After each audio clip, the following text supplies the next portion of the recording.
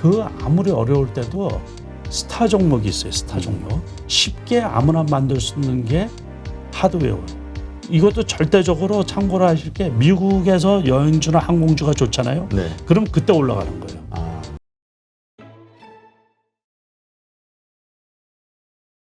지금 주도주가 그때도 주도주가 되겠죠. 그러니까 그 섹터 내에서도 지금 막 그 대장주들이 결국 또 대장주가 되겠죠. 아니요, 그거는 틀릴 수 있어요. 아, 그래요? 네. 그럼 그거는 다시 빠졌다가 다시 올라올 때 가장 빠르게 보이는 모습을 보이는 주에 들어가야 된다. 아니요, 그럴 경우도 있고. 네. 요번에 이제 우리가 그 저런 거 있죠. LNF 같은 경우. LNF. 네, LNF 같은 경우처럼 그 뭐 올 봄에 한 7만 원 정도 제가 그래프를 이렇게 보니까는 했댔는데 오늘 같은 경우 이제 22만 원이 넘었단 말이에요. 네, 21만 원이었는데 기술적으로 보니까 오늘은 윗꼬리가 달렸어요. 윗꼬리가 달렸다는 것은 아침에 이제 아주 좋은 소식이 나와서 급등을 했다가 이제 매도 물량이 많이 나왔다는 얘기죠. 그렇게 되면 기술적으로 좀 단기간 조정을 받지 않나 이제 그 얘기가 이제 보통 우리가 알 수가 있거든요. 그런데 그런 것처럼 매년 스타 종목이 있어요. 스타 종목. 그러니까 내년에 장이 좋지 않을 줄은 예측만 가능한 거지 실질적으로 내년에도 어떤 사건이 벌어져서 약세장이 될 수 있을 수도 있고 또 잘 가다가 급락이 나올 수도 있고 그러거든요. 앞길을 우리는 알 수 있는 사람이 아무도 없으니까. 그렇죠. 그런데 그 아무리 어려울 때도 스타 종목이 있어요. 스타 종목. 올해 같은 경우 뭐 이제 경구용 코로나 관련해 가지고 치료제로 한국 BNC 같은 주식은 연초에 한 4천 원 정도 했거든요. 그런데 그게 장중에 6만 8천 원인가까지 갔어요. 정말. 엄청나네. 제가 이렇게 보니까 15배 간 거예요. 15배. 그러다가 지난번에 이제 미국에서 머크사 있죠. 그거 치료제 발표가 되면서 급락을 했죠. 급락을 해가지고 2만 원대까지 떨어졌다가 또 이제 국전약품이 이제 상한가 치고 뭐 이렇게 하다 보니까 조금 올라왔거든요. 바닥에서. 그런 것들이 이제 그래프로 보면 121선, 61선까지 이제 떨어진 종목인데 뭐 2차 전지 중에서도 그런 종목들이 많이 있죠. 그러니까 이 LNF만 저게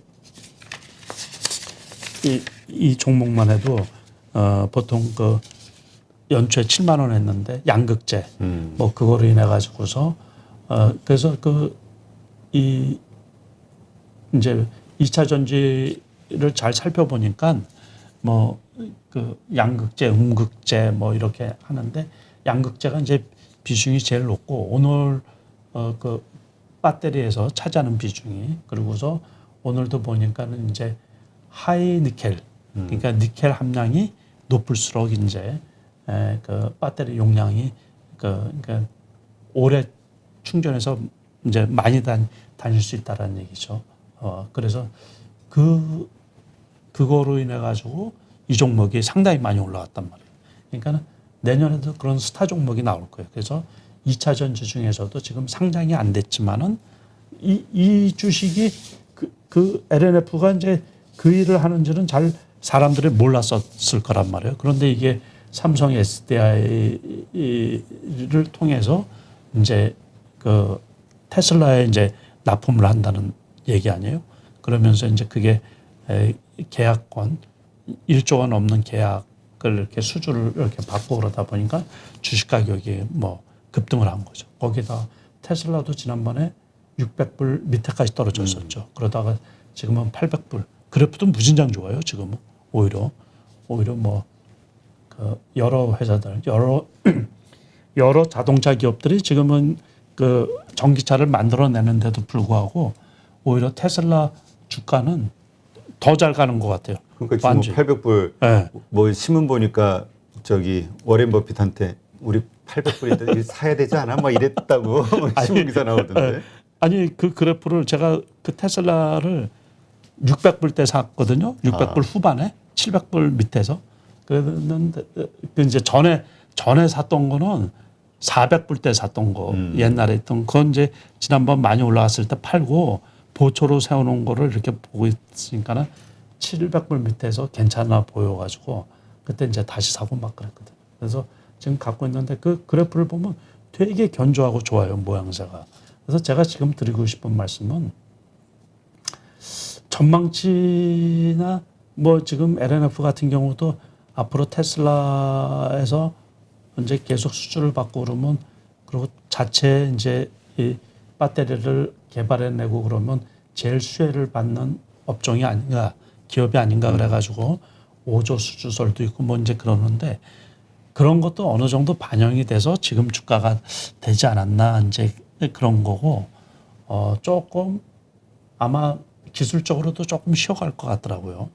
그러면 내년 같은 데는 또 공부들을 열심히 하시고 이러다 보면 또 이런 주식이 나올 수 있어요. 그렇죠. 쉽게 말해서 요즘에 뭐 돈 10,000원짜리가 주식이 뭐 몇만 원 갈 수도 있고, 그러니까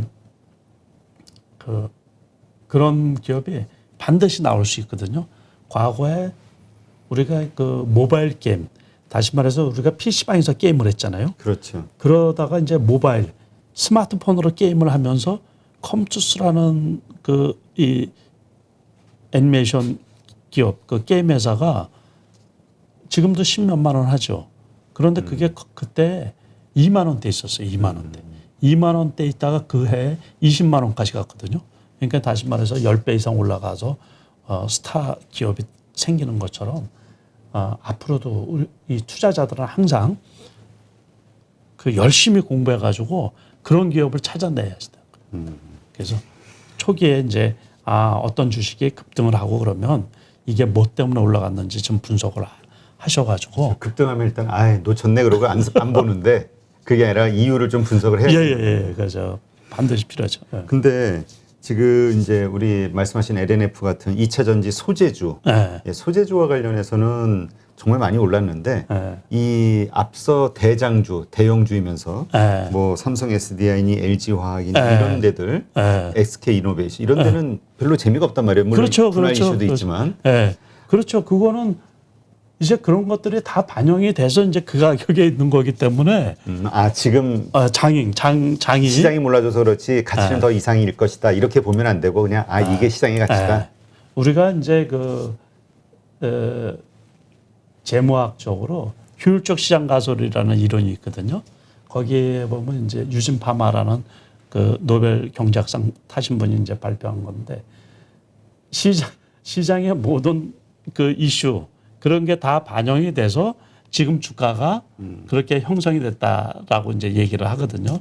물론 이제 미래 가치 이제 그 다음에 올라가는 거는 제가 이제 누차 말씀을 드린 것처럼 실적이 이제 진짜 이렇게 하면 이제 한 번씩 올라갈 수가 있죠. 그 대신 그 대형주들은 그런 게 이제 반영이 돼서 거기에서 100% 50% 갈 수 있을까? 그 고민을 한 번씩 해봐야죠. 네, 그리고 이제 내년에 새로운 주식들이 이제 내년 말고 지금 이 시간 이후에 그러니까 그 양극재 하는 기업들도 제가 이렇게 살펴보니까 여러 기업들이 있더라고요. 그러니까 그 중에서 이제 그런 기업이 나올 수도 있고 또 이제 유사한 업종을 했는데 우리가 그러니까 공부를 할 필요가 있다라는 게 그런 것 때문에 그런 거예요. 그냥 기존에 많이 올라간 것들은 거기서 올라가면 얼마를 더 올라가겠어요. 그러니까 이제 그 대형주를 갖고 있던 분들은 높이 사신 분들을 높은 가격에 사신 분들은 이제 얼추 그냥 그 본전 근처에 오면 일단 매도를 해 주시는 게 좋은 거고. 손실이 좀 있다 하더라도 예. 매도하는 게 고점 부근이면 그렇죠. 왜냐하면 그 이상 전고점까지 오지 않을까 기대감을 다 갖고 있잖아요. 왜냐하면 이 이상의 가치 있는 거 아니야. 앞으로 대세는 2차 전지고 그러나 그걸 버려야 된다 생각해요. 그렇죠. 그 경우는 아쉽지만 돈을 돌리고 재투자하기 위해서는 내가 이거 공부한 값으로 요만큼 돈을 손해봤네라고 생각을 하시고 이제 현금화 시켜서 항상 그러면서 이제 배워야죠. 느끼고 배워야지 그 손해본 돈이 안 아깝지.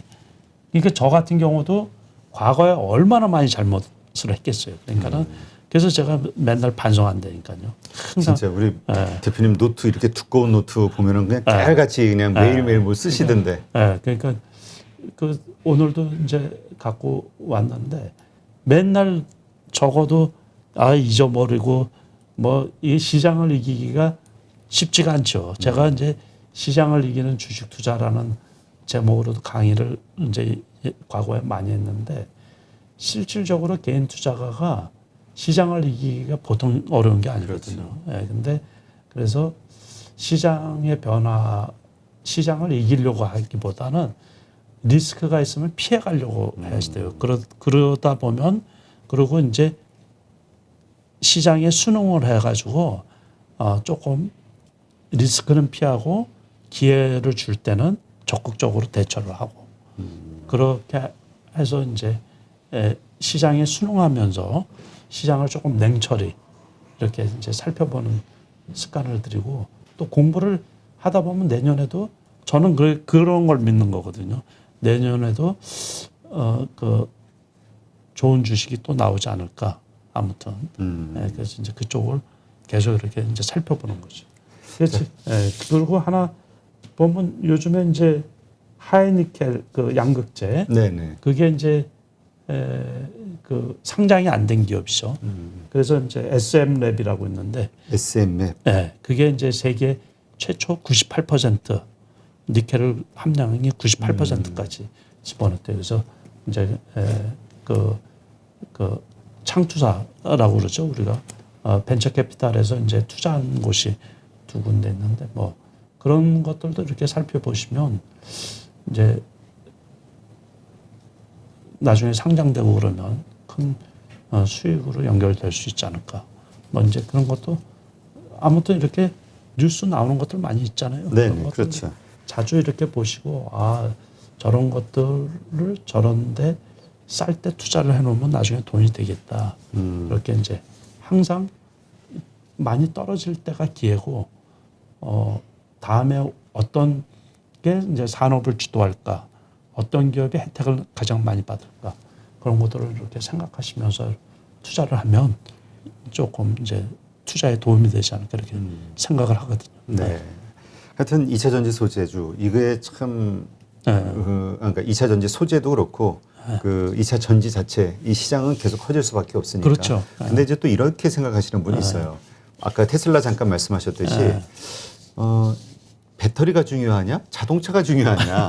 그래서 테슬라가 정말 크게 성장했듯이 현대차 기아도 이제 전기차에 올인한다고 하니 상당히 괜찮아지지 않겠냐. 그럴 수도 그렇게 보시는 있죠. 분도 있거든요. 그런데- 투자의 관점에서 어떻게 보세요? 현대차 기아.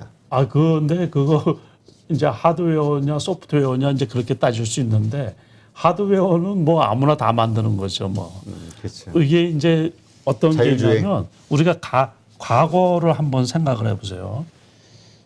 그 휴대폰이 나왔을 때 우리나라에 휴대폰 만드는 기업들 되게 많이 생겼어요. 그렇죠. 근데 다 망했죠. 다시 말해서 이제 거기 쉽게 아무나 만들 수 있는 게 하드웨어예요.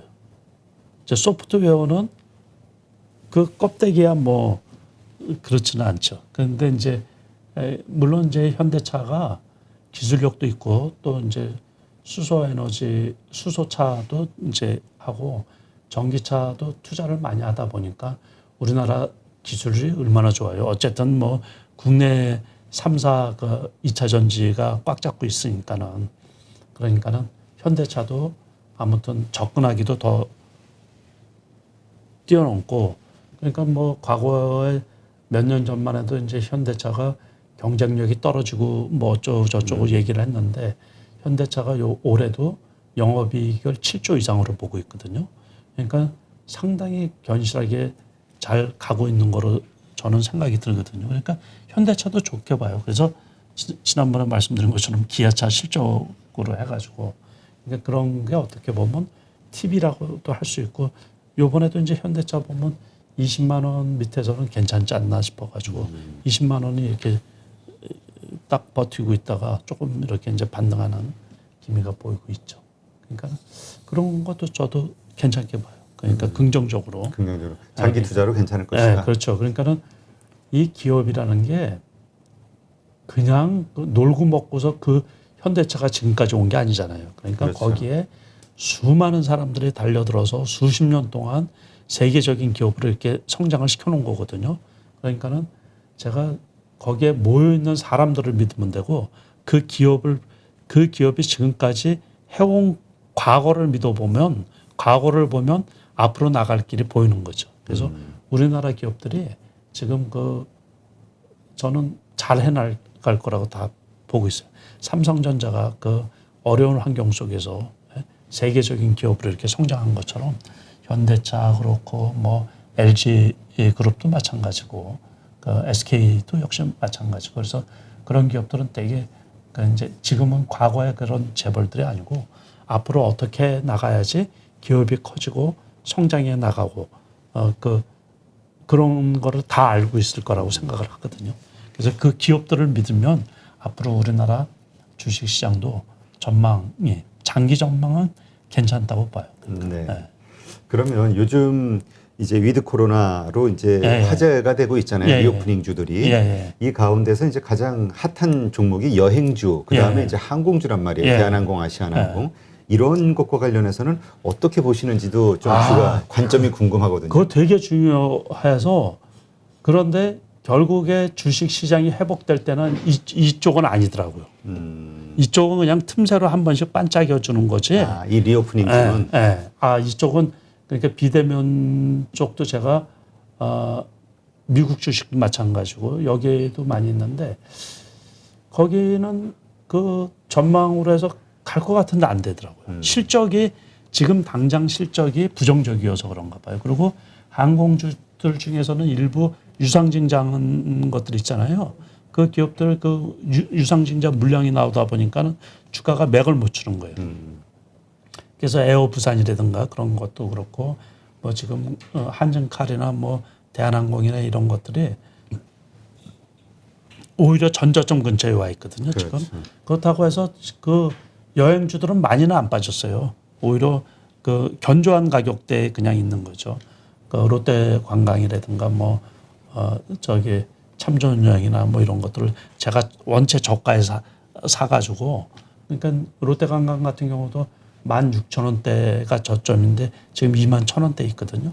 뭐 그렇고 참 좋은 여행도 역시 뭐 제가 8,000원, 9,000원대 과거에 샀고 그 올해만 해도 18,000원까지 갔던 건데 지금 15,000원대 뭐 이러다 보니까 빠진 건 없어요. 빠진 건 없는데 고점에서 사신 분들은 답답하죠. 미국 주가도 마찬가지죠. 이게 회복이 쭉쭉 뻗어나가는 리딩 시장을 선도해 나가는 그런 역할은 못하는 거예요. 그냥 어떻게 보면 그냥 이슈가 있어서 나중에 완전히 이제 실적이 좀 좋아지고 그러면 갈 수가 있겠죠. 신라 호텔 신라나 뭐 그 신세계나 뭐 이런 면세점 주식들도 그 신세계 같은 경우도 지난번에 32만 원 정도까지 갔는데 그게 작년 이맘때만 해도 21만 원 했었거든요. 그런데 그 32만 원 정도까지 갔다가 지금 25만 원대 있으니까는 뭐 거기에서 산 분들은 아직도 이게 손해가 크죠. 그러니까 지금 이 리오프닝주는 이렇게 관심이 있을 때 좀 오르면 매도해야지 오르는 거를 좀 사기는 부담스럽다. 이렇게 이해하면 되겠네요. 제가 올해 1년 내내 해본 결과 지금 말씀을 드리는 거예요. 그러니까 이게 좀 리오프닝주에 대한 관심이 쭉 있다가 그러면 좀 올라가다가 또 이렇게 뭐 코로나 뭐 어디 얘기 나오면서 다시 또 빠지고 반복인 것 같아요. 그러니까 그래서 이것도 절대적으로 참고를 하실 게 미국에서 여행주나 항공주가 좋잖아요. 네. 그럼 그때 올라가는 거예요. 그러고서 미국 제가 지금 그 미국 주가 아메리칸 에어라인하고 그 유나이티드 항공 이런 거를 한 1년 정도 갖고 있는데 그게 그 꼴이에요. 그래서 이게 올라가면 한국 주식을 보면 이제 이쪽에 올라가는 거예요. 거기가 떨어져 있으면 여기 떨어지는데. 근데 이게 결론적으로 제가 1년 정도 갖고 있어 보면서 하는 얘기가 장이 회복될 때는 무조건 빅테크 관련 주식들이 치고 올라가더라고요. 그래야지만 장이 회복이 되고 올라가는 거지.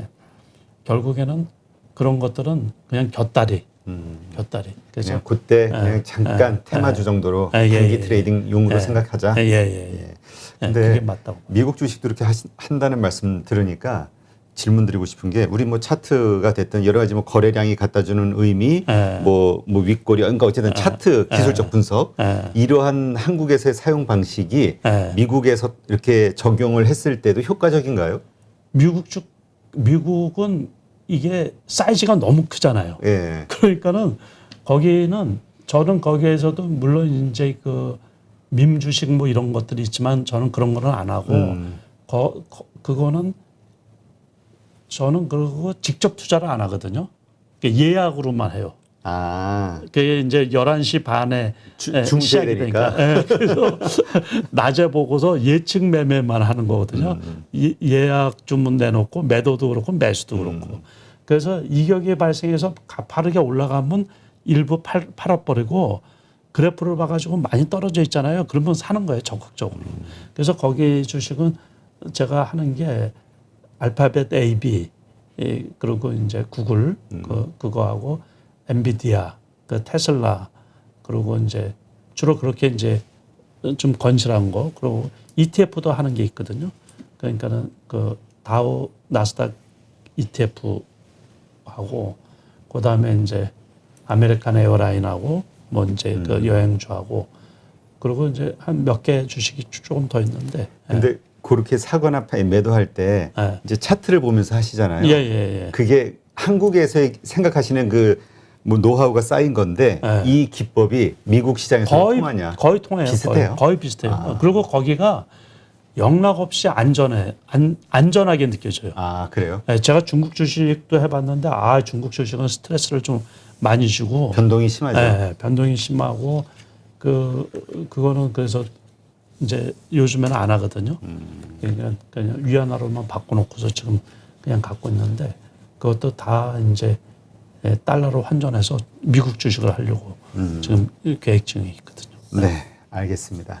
네, 이렇게 해서 요즘 시장이 참 많이 힘들었었던 상황이어가지고 많은 분들이 또 이런 일이 생기면 어떻게 하나, 또 앞으로 어떤 식으로 투자해야 되나 이제 자신감을 많이 잃으셨을 텐데 오늘 우리 남석관 대표님의 말씀을 들으면서 다시 한번 투자의 방식, 원칙 이런 걸 재정립할 수 있는 시간이 되지 않았을까 기대를 해봅니다. 오늘 좋은 인사이트 고맙습니다. 네, 고맙습니다.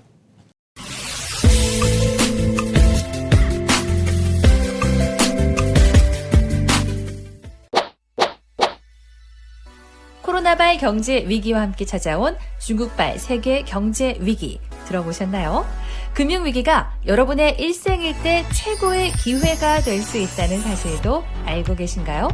중국경제 독보적 1인자 성균관대학교 중국대학원 교수 안유아 교수에게 들어보는 줌 라이브 특강.